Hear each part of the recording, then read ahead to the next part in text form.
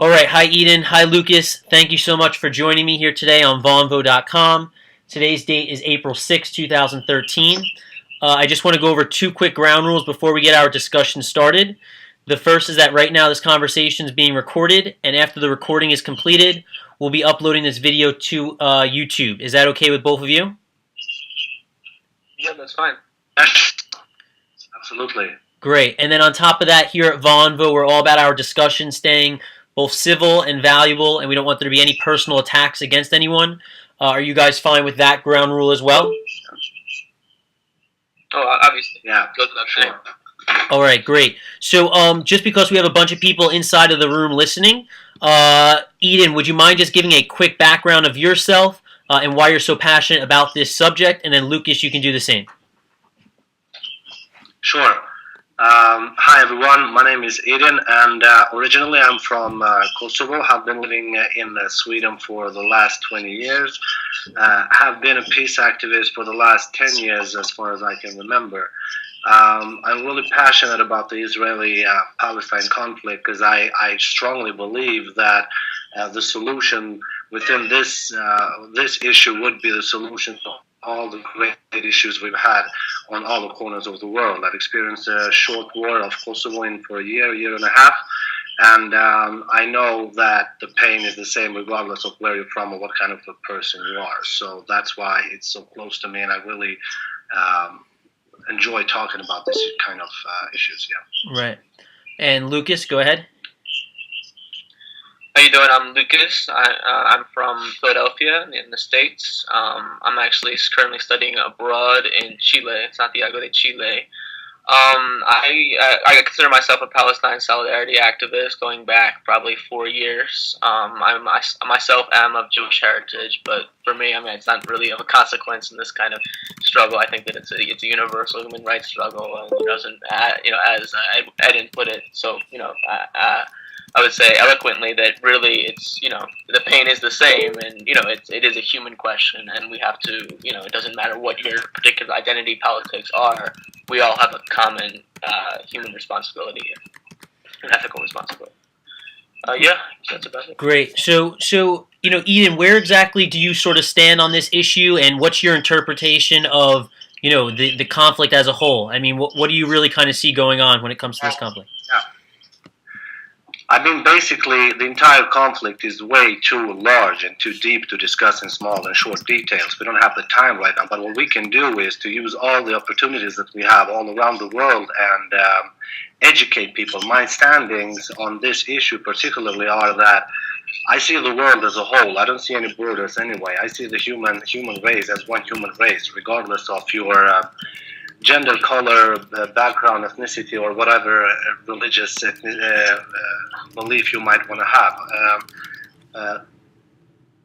Why the most important issues on the conflicts, regardless of where they are in the world, is that we have to find fast solutions to stop the wars. The most important thing is that we have to stop the conflicts. Now, in order to do that, we have to somehow understand the background problems, and in order to do that as correctly as possible, we have to educate people. The greatest problems today that we have around the globe, being myself a Muslim, is that Islam is so misinterpreted in so many different parts of the world, and the worst of it all is that we as Muslims ourselves are not showing the real path. I mean, we're not being the true believers as the Quran requires us to be. So what happens is that instead of fighting the poverty and the difficulties that we have around the globe, we are fighting with the so-called terrorism. But what we actually do is that we are giving a greater fuel to the terrorism in the future. So what we should do is to focus on education and educate people. There is enough room for everybody. For Israelis, for Palestinians, for Arabs, non-Arabs, Jewish, whatever. There are enough place for everybody to live everywhere in the world. We have to find the means, the instruments to work together and to cooperate, because there is enough space and room for all of us. That's my standing point. Cool. That's awesome. Lucas, how about yourself? In terms of Israel-Palestine in particular? Yeah, in terms of Israel-Palestine in particular, and then any comments which Eden just brought up. Feel free to carry the discussion accordingly. Okay, absolutely. Yeah, I would say that. I mean, I guess I'm just going to put it in, I guess in blunt terms, as blunt terms as possible, just to make. I think in order to accentuate our differences here, if there are any, that no, I think that the principal problem that we have right now is that I mean Israel effectively maintains a settler, colonial, and apartheid regime. Again, that was built, through the dispossession of the Palestinian people over the past 60 years, the occupation, and a regime that prevents Palestinian refugees from returning, and then those who remain within 48 Israel from assessing equal rights as as citizens within that state. And not only that, but I think that the problem is deeper. That is only the one side of Zionism. I think that the problem is Zionism as an ideology and a practice, and that the Palestinians obviously have been clearly the most severe victims of Zionism. However, there are Jewish victims, and I think that's something I would like to touch on today. That the Mizrahim, the Arab Jews who lived throughout the Arab world and were, in many ways forcibly transferred to Israel in the aftermath of its founding, suffer second. I think that in itself, the failure of Israel in its promise as a democracy, not only to Palestinians but as a democracy to Jews, I think that itself needs to be highlighted. And just to respond to the point about Islam, I think that that's absolutely essential. That right now we live in a world in which effectively the dominant Western institutions and Western intellectuals are contributing to the reproduction of I would say as part of this broader Orientalist framework that Edward Said pointed out. A very very I would say a very poisonous Islamophobic discourse that is extremely harmful, extremely, essentially seeking to blame all problems in the Middle East on Islamic fundamentalist terrorism. While being certainly a problem, it has to be understood as a structural context as a result, in many ways, of U.S. and European or Western imperial policy. I agree. I agree with large parts of what you said, and I don't necessarily disagree. What I'm trying here, when I'm talking to my Swedish friends work a lot in Copenhagen and Malmö, the southern part of Scandinavia, and we have lots of discussions at universities, right about these kind of issues, and always we somehow lose the focus on what is important. Important is the human life, and I'm totally agreeing with Lucas here. And the other thing that I want to bring up is victims are victims, regardless of their background, of their flag, or so whatever they are wearing. A victim is a victim, and our human responsibility to this planet is to show that there is place for everybody. And when I mentioned education before, why is it so important? Now, just remember this number. We use approximately 1.6 trillion US dollars every year annually to manufacture weapons. 1.6 trillion US dollars. 43% of this asked for, and then Israel, Iran, Saudi, and some other countries behind. But you know what you could do with 1.6 trillion dollars? You could fight poverty. You could fight this ignorance. You could find this all the sicknesses around the world and all the starvation and everything. You can fight that with 1.6 trillion dollars, and that's just an annually amount that I'm talking about. What we should do, or what we should actually try to do, is to unite all together, all around the world, build bridges, not vote for politicians who are out there who only strive to fight and make colonies, as you mentioned earlier before. Now, I'm not saying that anybody's perfect. What I'm saying is that we have to look at the good sides within the two parties and all the parties, and try to find the commonalities we have together, instead of trying to distinguish one another and trying to go out to run back from one another. Because the biggest problem there is the Zionism we're talking about. There is atheistic Zionism, and you have proper Zionism. Now, being a Zionist, I mean, as far as I've understood it, is just being a Jew who is concerned about its own rights, its family rights, and the state. I mean, within the Quran, you have a verse itself telling God, Allah, as we say it in Arabic, saying that the children of Israel, the children of Ben Israel, are guaranteed this place. I mean, Allah, Quran says itself that they are guaranteed. Now, instead of promoting that, and teaching that we could all be cousins and brothers and sisters and put the weapons down and try to save every single life that we can, because I have experienced war and I know what war is about.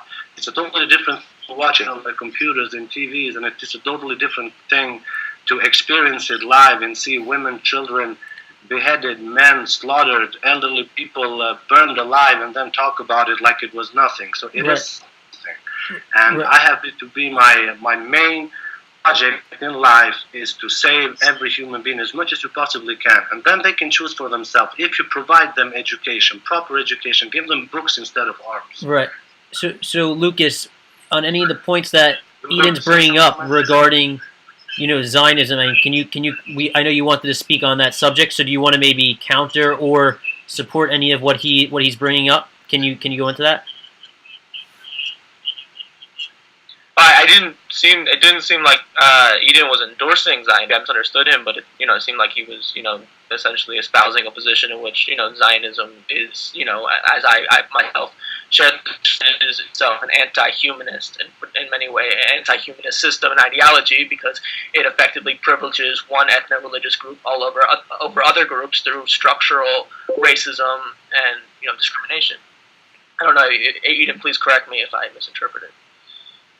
No, you interpreted it correctly. I'm just saying that what we can do on this levels, grassroots levels, and this is a very good opportunity, like we mentioned earlier before. If this was the case, imagine 10, 15, 20 years ago, we would not have the casualties we're having today. If you just logically think about the world 20 years ago, when we didn't have the internet and the computers like we have today, many of the atrocities were not shown to the international community, and that's why nothing happened. But if you see today, largely on a large scale, you see that the only actually big war out there is the Syrian conflict, and which we believe as Muslims will be the last one before the promised Mahdi of Muslims and the King Moshiach of Jews will emerge and make them be a family again. Sure, Max? Yeah. So what I was going to ask, Lucas, can you go into, in regards to the Israeli-Palestinian conflict, can you maybe hit on whether or not the conflict stems from various people's different interpretations of Zionism? Can you go into that? Because I feel like there are different interpretations of it, right? Absolutely. I mean, I think that it's important to understand that Zionism has always been a minoritarian movement within the Jewish community. That Zionism, for those who don't know, I guess a very brief history, Zionism emerged in the late 19th century as one of the many responses to the newly constituted European anti-Semitism. That was very much, shared the basis of this new scientific racism. It was very much the manifestation, the same type of Orientalist racism that was eugenics, all of this that was at the service of the European colonizing or civilizing mission in Africa and Asia. It was very much brought home and applied to Jews. I mean, that was very much the application. And Zionism emerged as one of the many responses. The principal response in that epoch to this type of discrimination was effectively a Jewish civil rights movement. Essentially, assimilation is attempt to assimilate within European society, win civil rights, as well as there was obviously socialist and Bundist movements that were very powerful that sought to revolutionize these societies. Zionism emerged as kind of like the minority response among these many responses, in that it proposed that instead that it was not anti-Semitism was not the fault of of course, of the European, Gentiles who were in the structures which were perpetuating, but rather the Jew brought anti-Semitism with him. It was something intrinsic to the Jew. There was something problematic with the Jew, and that was the Jew's diasporic status. The Jew could never be essentially fully Jewish unless he were to return to a state of his own abode in his own land. Essentially, this is a very 19th century conception of nationalism as kind of blood nationalism. It's a state built on common ethnic heritage, and this was and obviously the idea that all the Jews in Europe should leave and go somewhere else to Argentina or Palestine was very ridiculous at that time and very unpopular, and the majority did not go. The majority went to South America, to the Americas after the Holocaust. They did not want to go and participate in a civilizing mission. But to answer your question more, yes, there are within Zionism. There were many different tendencies. There was traditionally it was labor Zionism, which was basically of a more quote unquote socialist tendency, where the idea was to create essentially some kind of more egalitarian social order within a state. However, I mean the problem was that historically, in order to colonize, you needed a large, cheap labor force. That they could not rely on indigenous labor, and they couldn't get enough European Ashkenazi Jews like myself to go. So they ended up importing Yemenite Mishrabi Jews from the Middle East, and this constituted the Zionist cheap labor force. And eventually, we produced this same kind of relationship of domination between Jews and Gentiles within the Jewish community between Ashkenazi and Mishrabi Jews, who were to constitute, and today in Israel they constitute half the population, yet they constitute the majority of. It's a very racially class position. They are the blacks of Israel, but they're also the working class. They're also the popular classes, and I mean that's always been the position. And then I can continue, but there was also other tendencies, conservative. There was the revisionist tendency within the Zionist movement, which was much more hard line. And this is a much long discussion that definitely impacts the Israeli political landscape today. But I mean, and more importantly, I would say the last point I would make is there's also a cultural Zionist movement, and that actually was the majority within the Zionist movement, especially after World War II. This was the majority sentiment. People like Albert Einstein, Martin Buber, who identified with the desire to build a Jewish cultural center in the Middle East. However, they did not believe that it was necessary to build a Jewish state, a Jewish ethno-religious political entity, that was not necessary. Right. Thus, you could build a democratic state, Arabs and Jews. That was the dominant. It was only after the 48 ethnic cleansing that the de facto, the other currents won. Right. Eden, can you? Sorry, that was a mouthful. That's okay. No. Eden, do you have anything to counter or support of what Lucas is saying? Do you want to? Well, I mean, he's giving facts, no doubt about that. And I agree with what he's saying. I mean, when I'm thinking, I mean, to just jump out a little bit. When I'm thinking about the conflict here, I'm thinking about what are the solutions? What kind of solutions can we find? That is what matters. I mean, the past is the past. We have to bring bright future for everybody living in the area and in the world around, because the entire world is actually in one way or another, directly or indirectly, inclined or attached to this problem.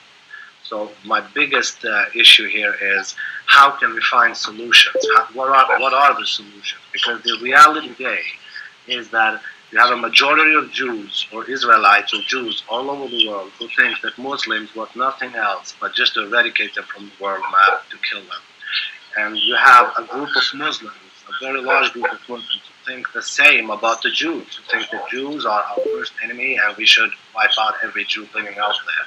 So this is the biggest question. There are lots of different dogmatic problems as well, but the question remains: what can we do? What are we to do?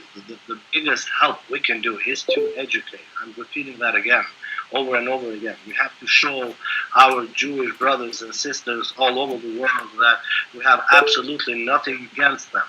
We are brothers and sisters in faith and in this life. And if I am a proper Muslim, or if I am a proper Jew, believing a God-fearing person, then I would do everything in my possible power that I have to make sure that my neighbor, my brother, my sister, my whatever, or whoever it is, has a good life, has as a good life as possible.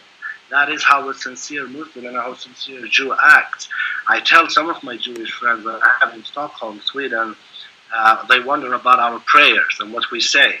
And I usually take this example because there are some traditional prayers, and when you pray as a Muslim 5 times a day, you always finish up your prayer by asking God to bless and to give abundance to the children of Muhammad as he has done to the children of Ibrahim, which means that we pray for the Jews and the Christians 5 times a day, every day. How can he or she be my enemy then? There's something wrong. So what I'm trying to build up here, or what I'm trying to make everybody aware of is that we should concentrate on what we have in common instead of what we don't have in common, and not concentrate so much on the past and on the hurt, because we can jump back and forth all the time. We can say they did this, or he did this and he did that. We will not get along forever if we don't find the true common Right. No, that makes attributes we have. Right, Lucas. What are your thoughts on that? Yeah, I mean, I think that absolutely. I mean, I agree with the general, it's ethical problems posed by Eden. However, I think that we have to look at them in political and structural terms. That, obviously, Sure. and I think that fundamentally speaking, I mean, obviously, I'm sorry, I apologize about this dog. It's okay. It does not shut up. I'm really sorry. Yeah, it's okay. That fundamentally speaking, that that within Israel, obviously, there is a basis for, I mean, that fundamentally speaking, that, I mean, if we look at, there's an industry that manufactures, fear in Israel. That, I mean, basically, it's very common practice within Israel that essentially the security question, as it's broadly interpreted, basically the relationship with the Palestinians, that of domination, but it's for them, it's the ideology frames it as terrorism. That relationship basically is used to trump all, particularly with regard to the Misravi, the Misravim, is used basically to silence and divide and crush all protests within Israel, all basically threats to this imagined Jewish consensus that we're all Jews, that we all have the same thing. That is an imaginary. Right. So it's never existed, but it's always that the. I'm sorry. Go ahead, Max. Yeah. No. I see an interesting question from one of the speakers, and since I know that Eden has to leave soon, what I was going to say is, can I maybe ask this one question? And then, Eden, you can respond, and then Lucas, we can continue talking after you have to leave. Okay, Eden? Sure. Okay, great. So, what was the question? The question is, being that you're a younger generation, do you feel that the older religious leaders are playing a part in keeping divided by using the religion against each other? What would your solution to this be? Could you please repeat the question? I'm not hearing you very well. Yeah, I said, being that you're a younger generation, do you feel the older religious leaders play a part on keeping divided by using religion against each other? And what would your solution to this be? I happened to mention earlier the King Messiah, or the personality that we are all awaiting. And when I say we all, I mean the Muslims, Christians, and the Jewish are awaiting the same and the same holy personality that is to come. We'll see about that. I mean, it's nothing that we can discuss here. As for the elderly religious leaders, the only thing I can say is that you are created, you are born as a free human being with a logic and a conscience. And regardless of which of the books you read, and you can use that in politics, you can use that in all spheres of lives, whichever book you read, God tells us that you should use your conscience and you should use your righteous voice. So if those leaders are not using their conscience and their righteous voice to lead the people towards a better common future for everybody, where we care about all lives equally, then you should probably not listen to your elderly, or should have not listened to your elderly ever. Because God says in all the three religious books that you are born alone, you will die alone, and you will answer alone. So you cannot take your elderly religious leader and say that he taught me this or that when you have your own conscience. This is just a logical answer. So by using this logic, and by reading your holy scriptures thoroughly, and really see the goodness in everything, because basically, as a religious person, as a God-fearing person, you automatically know that God is good and He wants you to do good. So in order for you to do good, it couldn't be by killing, raping, bombing, suiciding, or whatever. It's all wickedness. It's all sickness. So this is, if I can go back to what Lucas mentioned earlier, it is a political problem, and the fundamental issue to touch the politics in this is by choosing sincere people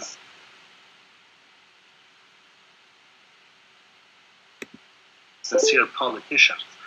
How can we do that? By opening our arms, embracing everybody.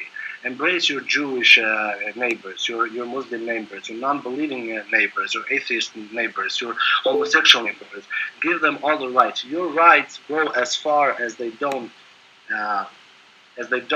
take my rights. Your rights are as far as my rights don't collide with them. So, as long as you can respect that, everybody should come along. Now, just because I'm a believer and I'm a Muslim doesn't have to be, and nowhere in the Quran is it said that anybody else who's not a believer should be killed or should be raped or should be stoned to death. So take under context is what Quran actually tells me is that I should protect every single one out there. As a true, sincere, believing, God-fearing Muslim, I should take care of every Jew in my area, and every Jew should take care of me, and not listen to the religious leaders who actually are there. I'm not talking about all of them. The sincere believers are beyond this, but most of them, in order to hold their positions and to hold their wealth and strength, they use all kind of answers and use the Holy Scriptures in order to blind people and manipulate them.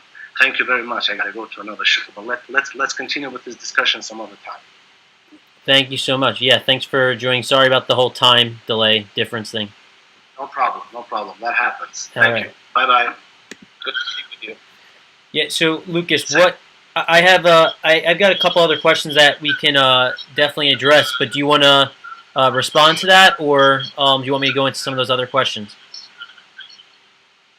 I mean, I'll just respond very briefly. I think that the issue is it's not one of religion, in as such. I think that it's always, there's religion as an ideology, and it doesn't in itself, it always functions to, as kind of to veil it's the language in which material interests, political and socioeconomic, are expressed.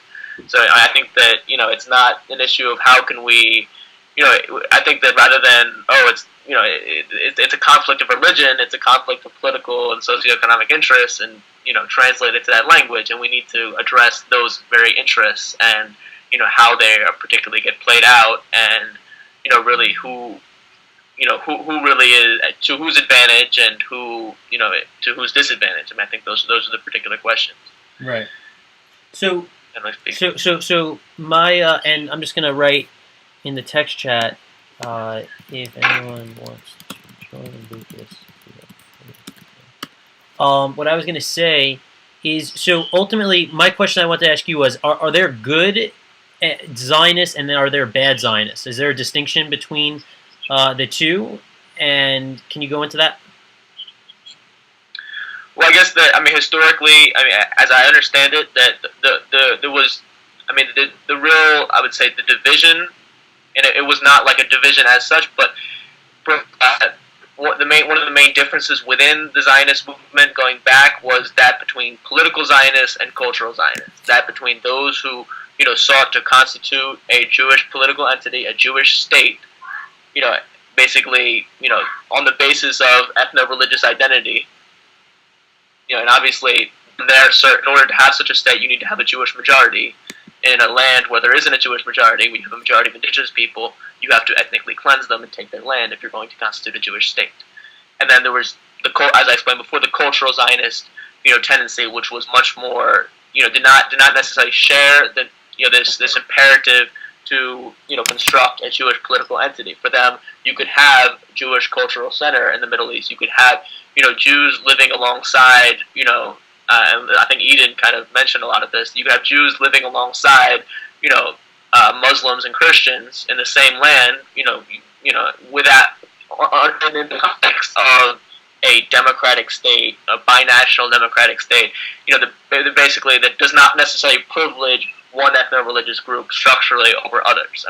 So I think that is the principal distinction, and today I think that there definitely are people who who would call themselves cultural Zionists who support this initiative. However, the word Zionist has become so tainted because it's been completely, after the establishment of the State of Israel, Zionism was completely subsumed into support for the State of Israel, and basically there was a huge ideological endeavor to basically make it seem Jewish equals Zionist, that all Jews were Zionists, all Jews support the State of Israel, the State of Israel represents all Jews. And that was very problematic. But, for example, Noam Chomsky, I've heard him say on several occasions that he would call himself a cultural Zionist, that he does support, the existence of a Jewish cultural center in the Middle East, that, that's a necessary endeavor. The Bible of Hebrew, these are great accomplishments, and for me, I wouldn't necessarily call myself a cultural Zionist, but I share all of that. Obviously, there's no reason why. I think that it was great to build a cultural center in the Middle East. The question was, the political endeavor to do so at the expense of Palestinians and the expense of Mishravim, as it was an Ashkenazi, supremacist project. That was the heart of the problem, and for me, that's where we have to begin in our line of work on how we're going to address the current crisis and actually reach peace with justice and equality. Right. So I think it's actually, when we were speaking back and forth about a subject, I think this is like the first time that we actually tried to dig into the actual Zionism concept and the religious background of that, along with what Eden was just talking about, being a Muslim. So I think it's actually quite interesting. So what I would say then is is it therefore possible that Zionists, let's say, such as yourself, you're saying you could be considered a cultural Zionist? Can those people live amongst Palestinians? I share some of these ideas, but I wouldn't call myself a Zionist. Okay, you share some. Okay, so sorry, can you repeat that? Yeah. So the idea is that I'm just going to mute your camera for a second, because of the dog. So what I was just going to say is, so are Zionists able to live amongst Palestinians cohesively? Do you think that it is possible, or what? And if not, then what hurdles do, I guess, those Zionists that you don't believe can live amongst them equally, what hurdles do they need to overcome at this point? Like, what? Can you go into that? Is that unclear, or did I get that? I think that, again, I apologize for this dog. It's just okay. There's nothing I can do. That, principally speaking, that the issue is that, for example, if we take the issue of Jewish colonial settlers or in the West Bank, or in East Jerusalem, there's over 500,000 Israeli Jews living in colonial settlements subsidized by the Israeli state in these territories, in the occupied territories. They're not going to leave. This is their home. They're not going anywhere. This is the two-state solution is dead. They're not going anywhere. So the question becomes, how are we going to construct one country for all the peoples living in this territory? One country founded on equality, restorative justice, and obviously peace. The two being prerequisites. Right. And I think that it's okay. Don't worry about it. Keep going. You're good. I think that I think the cultural Zionist distinction is largely historical. So I think in terms of our current discussion, let's not let it confuse us. The question becomes: do you support the basically a state that privileges Jewish ethno-religious identity, particularly one, and I guess I would specify Ashkenazi identity, because it is one. It's always been constituted on Ashkenazi, the principle of Ashkenazi supremacy. There's never been a Mishravi minister in the government, in an Israeli government. There's never, in fact, ironically, Mishravi achieved higher positions in government in Arab countries, in Egypt and Iraq, in the 1940s than they ever did in Israel. That's the grand irony. Can you go into that subject, exactly the distinction between the two? Okay, so basically, the majority of Jews in the world, about 80%, are Ashkenazi. In other words, they're Jews hailing from Europe, from Eastern Europe, from Western Europe. Most of them are white. They look like me. They have European features. Most of them come from Yiddish-speaking backgrounds. Yiddish was the historical language of the Jewish shtetl, of the Jewish diaspora in Europe. Basically, it was a combination of Russian, German, and I think French. Correct me on that. But basically, and especially in Eastern Europe, they were horribly discriminated against. They faced with they confronted centuries of anti-Semitism, culminating in the Nazi Holocaust. This contrasts with a minority of Jews in the world, but a majority of Jews in Israel, who are Oriental Jews or Mishravim. they basically were the ones that never left. I mean, the myth is that all the Jews suddenly left, the Middle East after the Romans destroyed the Second Temple, which just did not happen.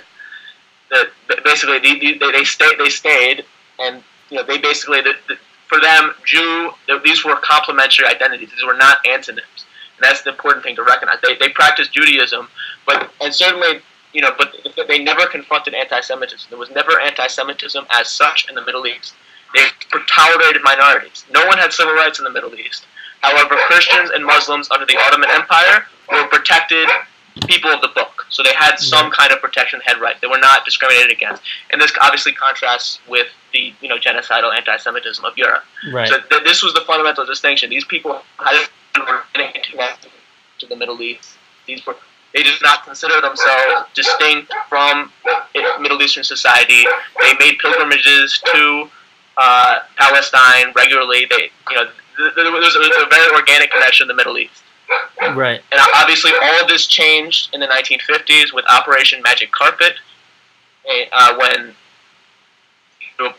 misinformation and a campaign of terror forced these people to, in the hundreds of thousands, to move to Israel, to leave everything behind. And that's the kind of the historical distinction between them. Obviously, we can elaborate more on that, and there's a lot more to be said, but very basic. Right. So, and I thought perhaps that perhaps Noam, he said he wanted to join the discussion, but I don't know, maybe his internet disconnected. So, then I guess what I would next bring up, I'm just looking at my questions here. So, what do you think? You have a pro-Palestinian perspective. What do you think Palestinians want to see change about Zionists? Do they want Zionists wiped off the map, or do they want to work with Zionists to have a one-state solution where everyone can live equally? Can you kind of go into that?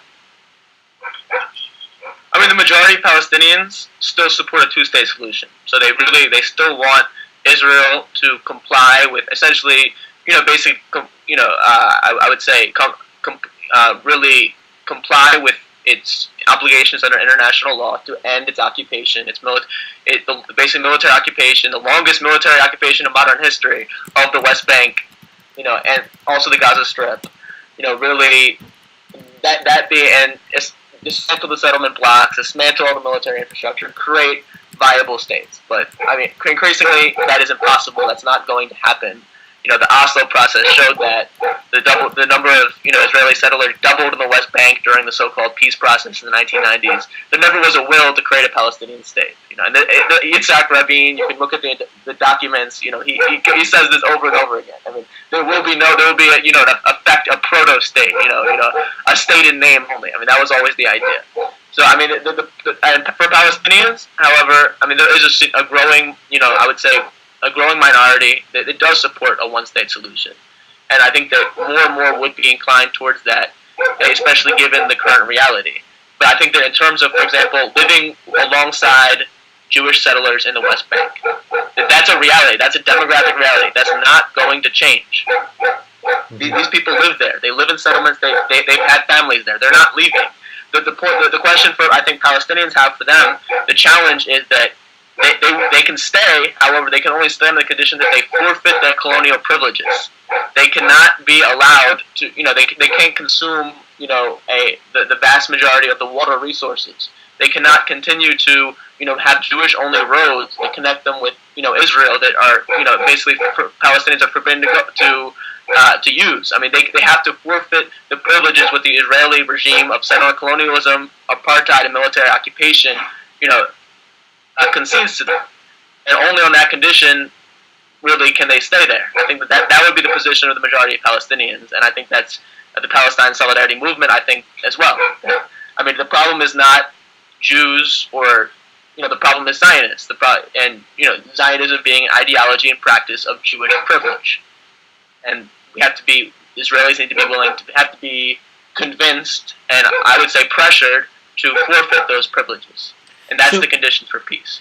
So one thing that I would just bring up that's interesting to bring up, one thing that I would mention is we've had some people on Vonvo who are like devout Muslims, and they talk about how their ultimate some of their ultimate goals are for everyone to be Muslim, and for them to have this right over the region, to have like a specific um, you know just be entitled to a certain areas of land, and it's like a God-given right. So ultimately, is it those hardcore religious Muslims, and then these hardcore religious Zionists? Is it them clashing at the heads, and then there are middle of the ground people that just aren't being sort of heard, or what exactly is it? Can you go into? Do you know what I'm talking about in terms of devout Muslims?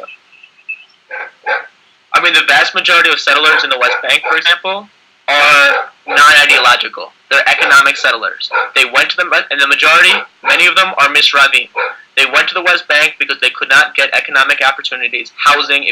For example, if you're a misravim in Israel, you're obviously of lower class status. It's a very racialized class position. There's an intersection there that if you want good housing for your children, if you want good housing, if you want good education, good schools, you want health care, all of that, you want a decent life. You move to the territories. That's where the government subsidizes. The Israeli government has a formula. The deeper you go into the West Bank, the greater the subsidies. So basically, if you want these types of government subsidies, this type of much needed government assistance, you're really, unfortunately, forced to play this role of as a settler colonialist. Only a minority are these type of hardline religious ideological settlers. Those that you see in Hebron, on a daily basis, attacking Palestinians. Throwing stones at them. Walking around with guns, often killing them on a regular basis. This is, and most of them actually happen to be Ashkenazi, like myself. So obviously yes, there are some. There certainly are Muslim fundamentalists and Islamic fundamentalists, absolutely. But the point being is that the question is state power. The question is not extremists versus extremists. It's a question of who wields state power and what to what end. And basically, Israel wields state power in order to maintain its regime of apartheid and really Ashkenazi privilege. That's what it's about. So I think that, and very much, obviously, Islamic fundamentalism, it has been a response to that. We have to look at the emergence of Islamic fundamentalism in Israel, and that Hamas was originally supported by the Israeli government. It was backed as an alternative to the secular nationalist Fatah, the PLO, during the first Intifada, which was organizing the Intifada on the ground level. They backed the fundamentalists, just like the United States. Backed the fundamentalists in Afghanistan, in many other countries. That the enemy was always a secular nationalism rather than Islamic fundamentalism. I think that history has to be understood. And that obviously now Islamic fundamentalism has a certain life of its own in ideological and practical terms, but that history has to be understood, and that the majority of Palestinians are not ideological. The majority just want a decent life. Yeah. However, they are radicalized by the fact that they cannot live a normal life, literally. When you can't go to school without passing through several checkpoints, when you literally, or being attacked by settlers, or you can't get access to water reserves because it's almost all it's all too expensive because it's all monopolized for settlements. Their little settlements are built in 3 blocks along the largest aquifers in the West Bank. These are just all examples that it's impossible to live a normal life under military occupation, and that fact radicalizes people. That is so. If Israel really wants to, I would say, deter the threat of Islamic fundamentalism, then it will end its occupation and will end its policies that make life unbearable and that radicalize people in this way. Right. All right. Thanks so much. So, Noam, are you there? Yes, I'm here. How are you, Max? Good. Did you have a question? Did you have a question for Lucas, or something that you wanted to raise? A point that you wanted to raise? Yeah, you're talking a lot of racism between Ashkenaz Jews and Mizrahim, and Jews that come from Arab states. Do you live in Israel? You've been in Israel, I know, but did you live here for a period of time, a long period of time? No, I have not. I haven't had that opportunity. So how do you know? based on what to saying all the things that you're saying about the Ashkenazim and Mizrahim? How do you? Because there's immense scholarship on this question. What? There's many famed, for example, Shmader Lavi, one of the most preeminent Mishravi feminist Israeli anthropologists, has written extensively on this. I mean, there's many scholars who have investigated this question, and the history is clear. The history of cultural genocide of the Mishravim in the 1950s, that's a clear history. I mean, this is all. I mean, you don't need to live there to. I mean, obviously, the particular nuances I can't obviously access because I don't want to exercise my Ashkenazi privilege and go live there because I don't find that appealing. But I mean, that's really my response. So you're saying only if you are Ashkenazi you can come and live in Israel? Ashkenazi Jew, you can come and live in Israel? No, I would say that.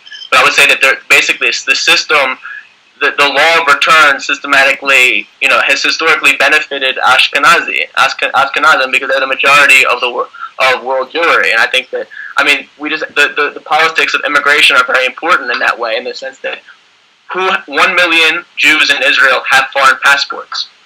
All of them are Ashkenazi. And why? Because it costs 7,000 euros to get a European Union passport. That's inaccessible for the majority of Mishravim. And these people, why do they have these passports? It's a backup plan.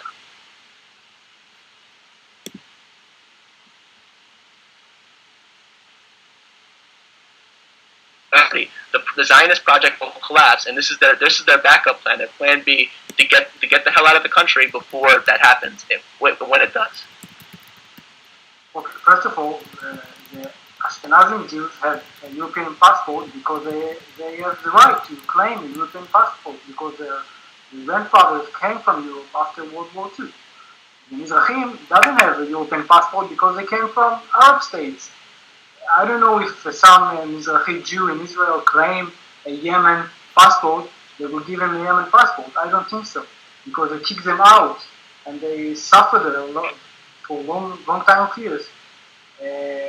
Look, I'm Noam, okay? My mother is come from Egypt, and my father is come from Europe.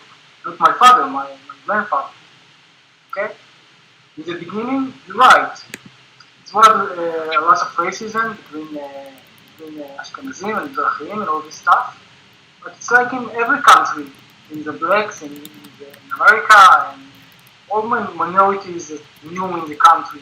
Even when the Russians, that consider Ashkenazim, come in the 90s, there were lots of racism against them. Because this is how society accepts new minorities inside of it. It takes time to integrate into society. But now, there are no difference between Mizrahim and Ashkenazim. Even most of the Israelis are mixed between the two. Okay, so what you're saying is true 50 years ago, 50, 60 years ago. But today, you take it to so many far away from the truth. You have to come here to see it for yourself. It's not true today. Okay? Because if it was true, how can my mother come from Egypt and my father is Ashkenazi? How do you explain it? Most of the Israelis are mixed today. I absolutely agree that there certainly was an immense amount of intermarriage, and that's absolutely the case. However, I think your analogy, completely demonstrates my point that, just like blacks in the United States, certainly, I mean, there's also a lot of, intermarriage, a lot of intermixing as well. But fundamentally, for example, with the example of blacks in the United States, they constitute in many ways, second-class citizens. They constitute second-class status. They do not have any. They are excluded from the dominant, white mainstream in many ways. And I would say that certainly it's not so extreme as in Israel-Palestine, but there's certainly. I mean, if you do look at the power establishment is Ashkenazim completely in every way. And I think that in terms of politics, if you have a majority of the country, which is Mishravim, 50%. I mean, Ashkenazim constitute 10% of the population of the whole area, perhaps 30% within Israel proper. Yet they wield, disproportionate economic and political power. I mean, that's a fact. I mean, there never has been a Mizrahim, minister, minister or high official. That I mean, the point being is that for how long the United States exist? For how long? For how many years? Mizrahim, do not have political representation. They cannot politically represent themselves. They can only be represented by Zionist Ashkenazim Jews. That's why they vote the right. It's not true. The most powerful party in Israel, the most powerful party, it was been in the coalition for many years, except the last election, was Shas, and it's a party for Mizrahim, only Mizrahim party, and it was very orthodox Mizrahim. It was very powerful. They control lots of in the education, in the economy. They have lots of power. Okay, so it's not true. For how long United States of America is exist? For how long? I mean, for over 200 years. Over 200 years. Okay. After 200 years, you have a black president. After 200 years, okay, Israel is 65. Will be 65. And we have already a woman as prime minister, and you're right, we didn't have a Mizrahi prime minister, but it will come. The way it will come. But about the Ashkenazim, it's not a minority in Israel. The minority is Mizrahim. If you can measure this, because today everybody is mixed. Because most of the Jews, the most populated place in the world of Jewish people before World War II was Russia. Most of the Jews came from Russia. They was populated in Russia.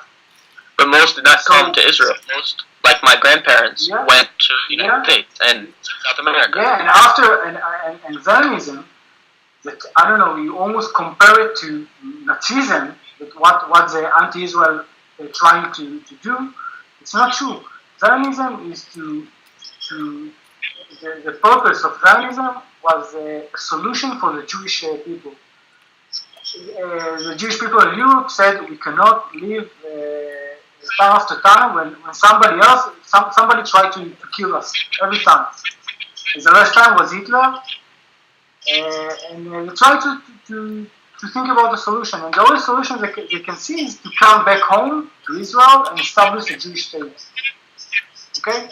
So they're not talking about ethnic cleansing. They're not talking about Ashkenaz supremacy or something like this.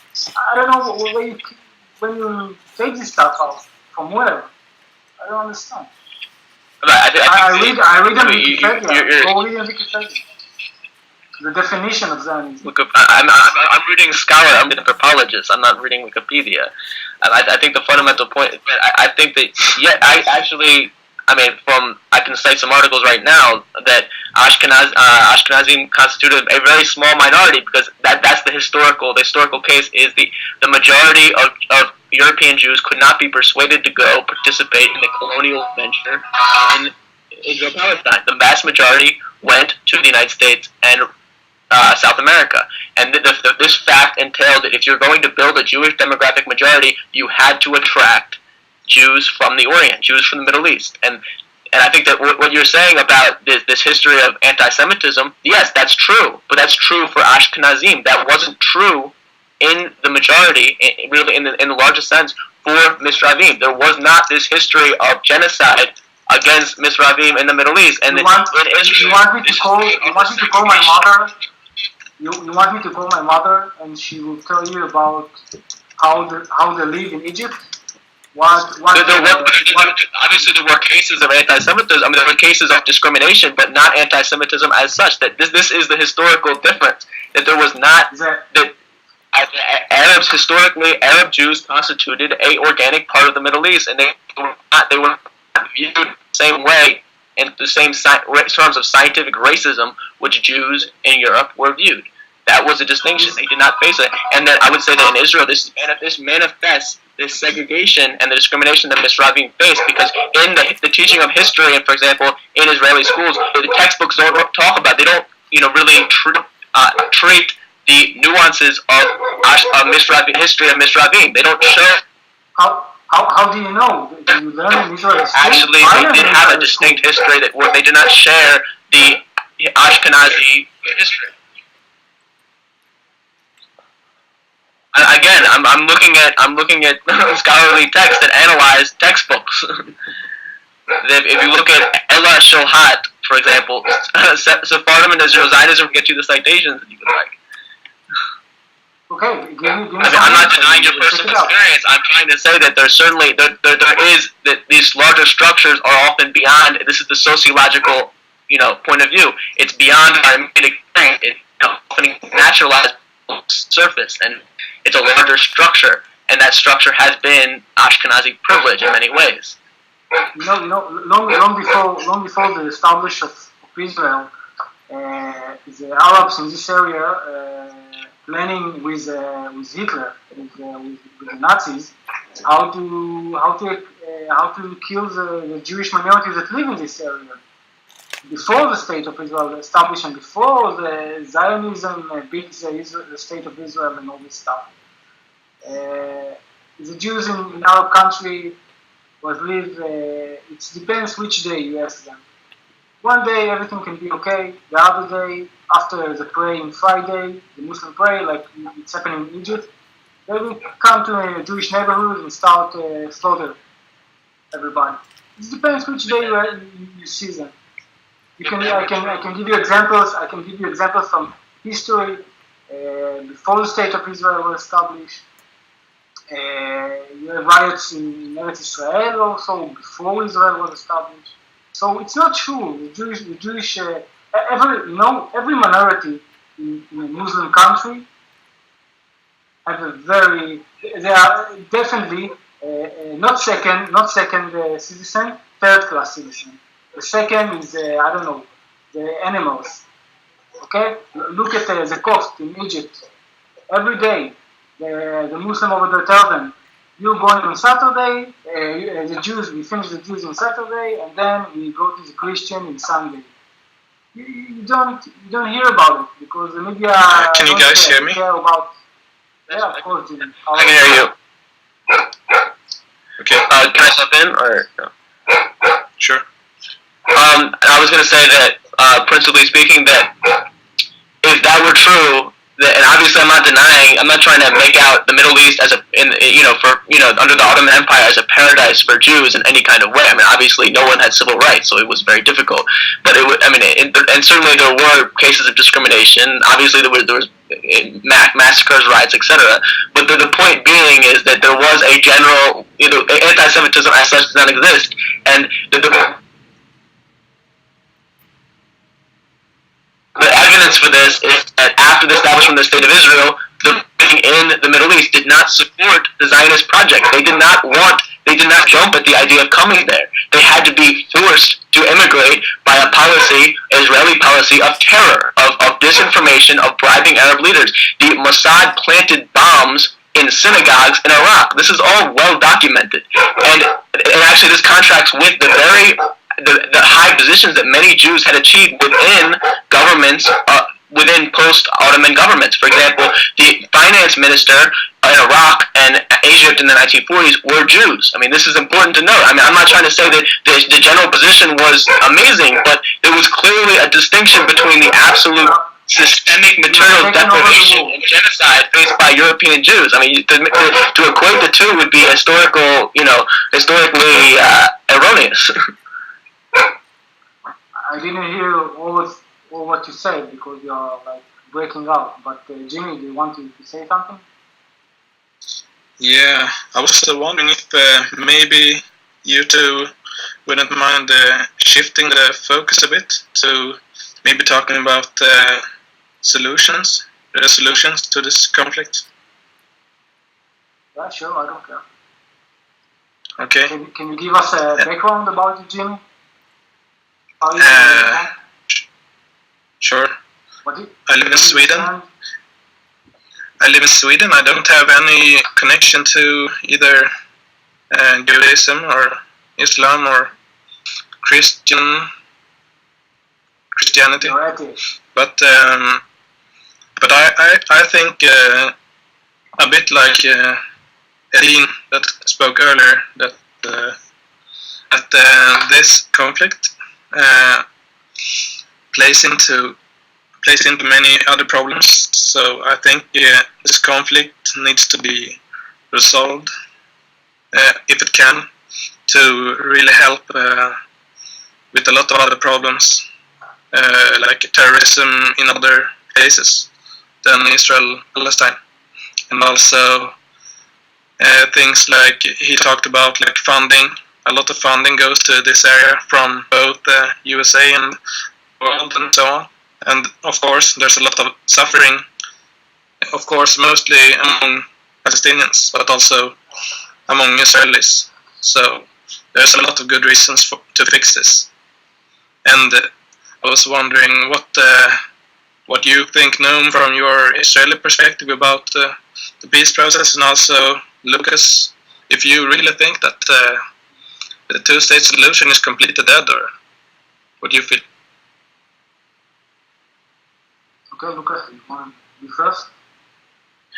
Yeah, and I guess to just substantiate my position on that, I would say that the two-state solution essentially was I think effectively was stillborn. It died before it died the moment it began. That the Oslo process was never designed to deliver peace. It was never designed to deliver two states, and the evidence is clear. The fact that over the course of that process, the number of Israeli settlements doubled in the West Bank and the Gaza Strip, and the number of settlers increased from 100,000 to 200,000, such that if Israel was really concerned about ending its occupation, its presence in the occupied territories, and creating a viable Palestinian state there, it would not have increased the Israeli colonial settlements there, and it would have dismantled its military infrastructure there instead of expanding it, instead of building the separation wall, the apartheid wall, however you want to call it, which is obviously not about security because it's built deep into the West Bank. I'm sorry, can you hear me, or is this dog absolutely destroying everything? Yeah,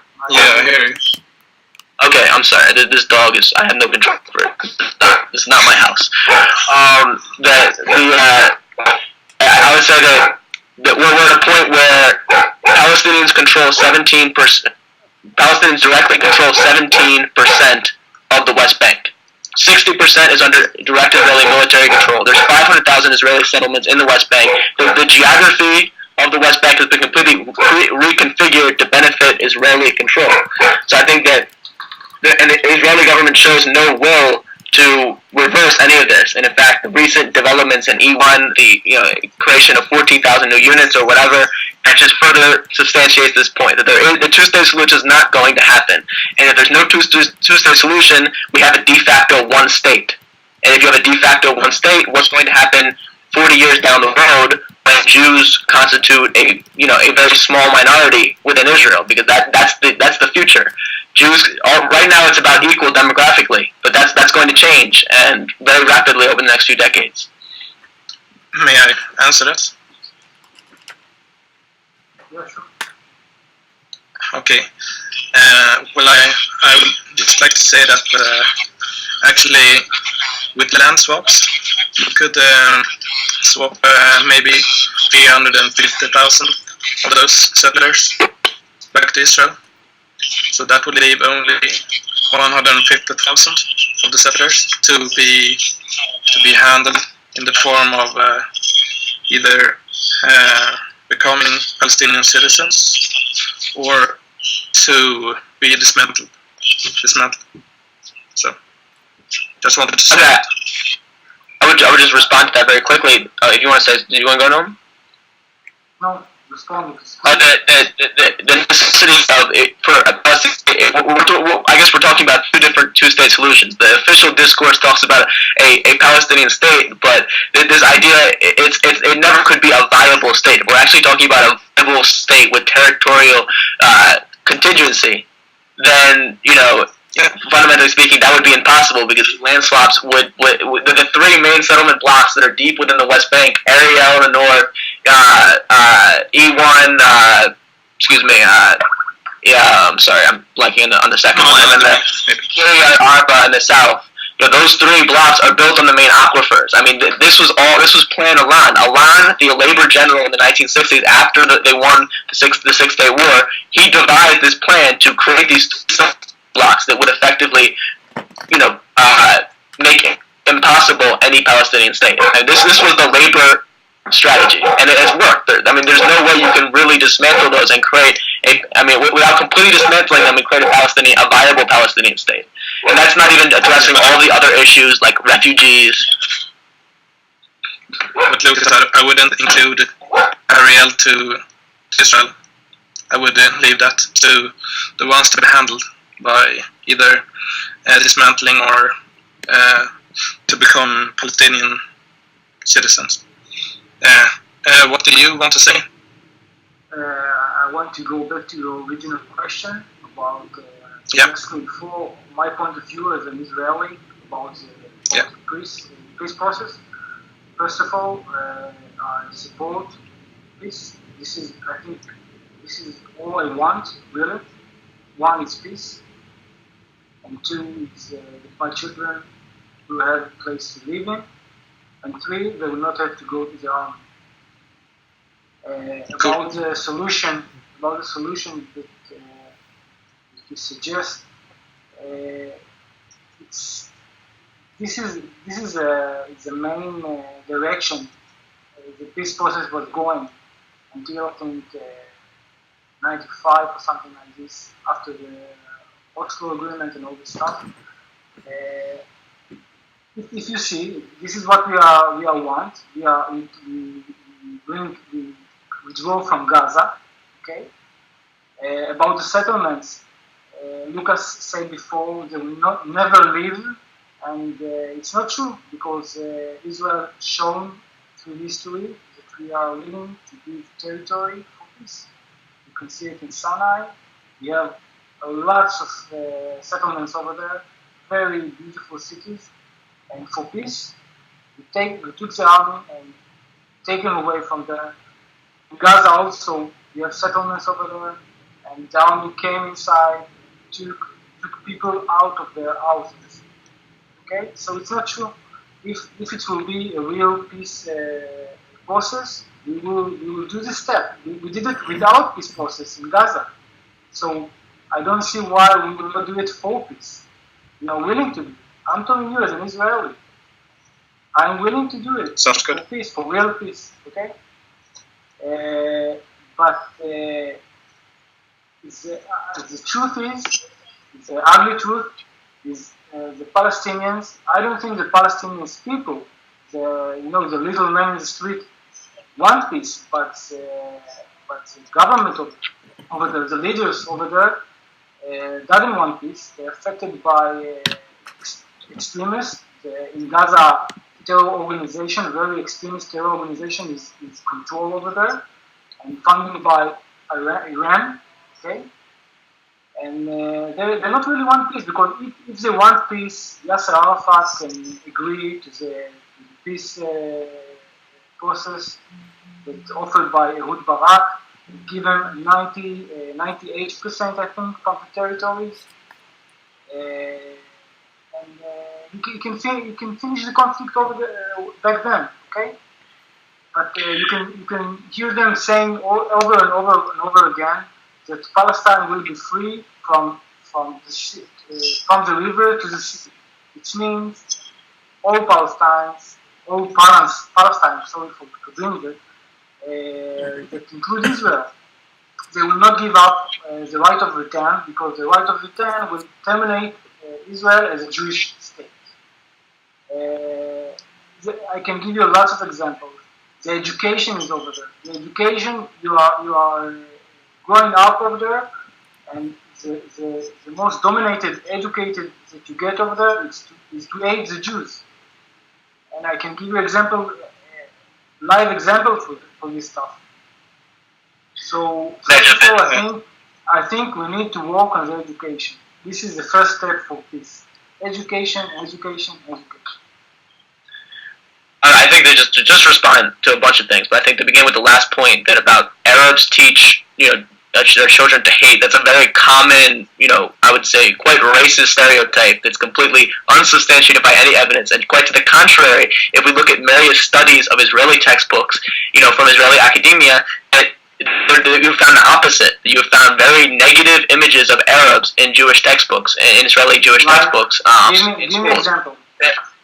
Very negative images of the Arab as this vile being, this you can never trust an Arab. You can never do any. Basically the Arab as the enemy. I mean, we understand that Israel was always constructed with this Orientalist notion that that painting the Arab as the enemy. It could not be created through any other way, and I don't think you can deny that. But I think I want to get to the other point that I want to get to the other point about peace, about the will to peace. As I said before, I maintain that the Israeli government never had. First of all, I'm concerned not just about peace, but peace with justice. And the Israeli government, first of all, never had any will to create a viable Palestinian state alone. And this is demonstrated not only by the statistic I cited about the doubling of Israeli settlers during the Oslo process, but Barak's generous offer is also a myth, because there never was any maps from Camp David. There never was a map from Camp David in 1999 and 2000. There never was a map. We don't know what actually happened there. In fact, most from the Israeli media we can get that Barak was probably willing to offer at most 60%. That's what we could probably get at. But the point is that the most comprehensive peace proposal that has been on the table since 2002 is the Arab League peace proposal, which basically all the Arab states got together and said, we are going to recognize Israel and normalize relations under the condition that you end the occupation and of the West Bank and the Gaza Strip, and basically that was the principal condition. And the 67 occupation. Lucas, stop. Gaza. That was rejected. It's not occupied by Israel. Gaza is not occupied, and it's not occupied by Israel. What is it? The border with Gaza, I don't know what is it. It's controlled by a terror organization that's shooting rockets. Just 4 days ago, 2 rockets landed in Israel after a ceasefire. Yeah. So Gaza, be correct. Gaza is not occupied by Israel. Even the West Bank is not occupied by Israel. Most of the West Bank territories are controlled by Palestinian authorities, and Israel doesn't allow to go there by law. Could I ask the two of you 2 more questions? Or do you want to respond? I want to respond to that very quickly. I would like to say that, in terms of the occupation of Gaza, if we look at the definitions, the 4th Geneva Convention, and how it defines occupation, it defines it in terms of effective military control. Basically control over borders, control over airspace, control over water, etc. And by any, cursory examination of the Gaza Strip, Israel completely controls all of the borders, all of the airspace, and the water, and the sea. That's completely undeniable. And every human rights organization, from B'Tselem and Human Rights Watch to international figures, the British Prime Minister David Cameron has called this an occupation, has called this actually an open-air prison. It is the largest open-air prison in the world. Israel controls every aspect. A Palestinian cannot approach 2 of the border, the quote-unquote border with Israel, without being shot. Israel has no right to control the borders, exercise effective military control over Gaza. Israel have every right to control. If we need to defend ourselves, we will control, but we need to control. If the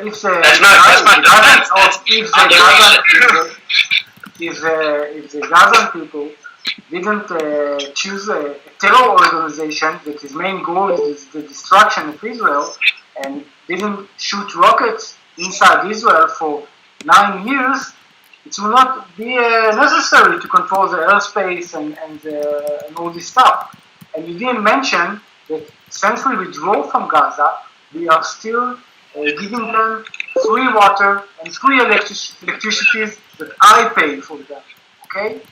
You didn't mention that. You didn't mention every week we transfer goods, lots of tons of goods, food, medication, you name it. We give them to them. Even there are terror organizations controlling this area and are very hostile to the state of Israel and to its citizens. This is a crazy idea that we withdraw from Gaza. We did what the Palestinians wanted so much, and lots of countries in the world wanted so much. We did it. We did it without asking nothing for return, and you're still calling us an occupation. It's crazy. It's crazy. What I learned from this experience is that when I withdraw and leave the security to the hands of the Palestinians, it's only get worse. I'm sorry. I just want to respond. Palestinians should have done. The Palestinians should have done something there. Yeah, sure. I would just like to say that after Israel withdrew from Gaza, Palestine was supposed to stop with their terrorism, and that was their mistake. So that's important to point out. That they were supposed to, according to the roadmap, they were supposed to end with the terrorism at that time, when Israel showed goodwill by withdrawing from Gaza, and that was their mistake. So, just want to say that. I mean, again, I think that. I have a question for you. Okay. I want to. Okay, go ahead. The situation. I'm sorry. I have to ask you this question. The situation is like this. By the way, I was very wanted to withdraw from Gaza. I was very positive about it. I was very supportive of the withdrawal from Gaza. I was mistaken, yeah? But let me give you a situation. You withdraw from Gaza. You do something that's very, very hard to take people out of their home, okay? And after you do it, the people that live there are choosing, they say democratic, but I don't know, they choose a terror organization to rule them, to make the decision over there. And then the rockets start firing.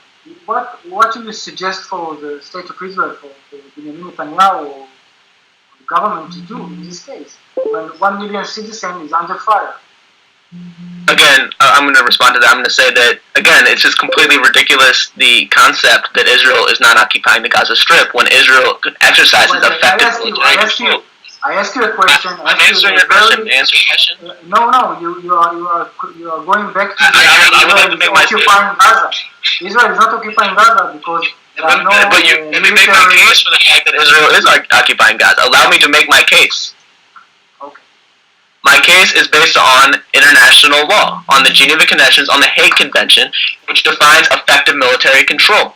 And in terms of Israel exercises the effective military control, which we can break down in terms of substantial control over Gaza's land crossings, control of on-the-ground incursions, no-go zones, complete control of Gaza's airspace, complete control of territorial waters, complete control of Palestinian population registry, including who is a resident of Gaza, control of tax policy, transfer of tax revenues, control of the ability of the Palestinian Authority to exercise mental functions, control of the West Bank, which together with the Gaza Strip constitute a single territorial unit. I mean, to really argue that a Palestinian living in Gaza, literally who does not have access to many basic supplies because Israel does not allow them to enter, and who literally cannot access the full area of his or her territory because he fears being shot by Israeli troops. I mean, it's just completely absurd to suggest that it's not under occupation. Israel retains its obligations under international law. Israel, to suggest that a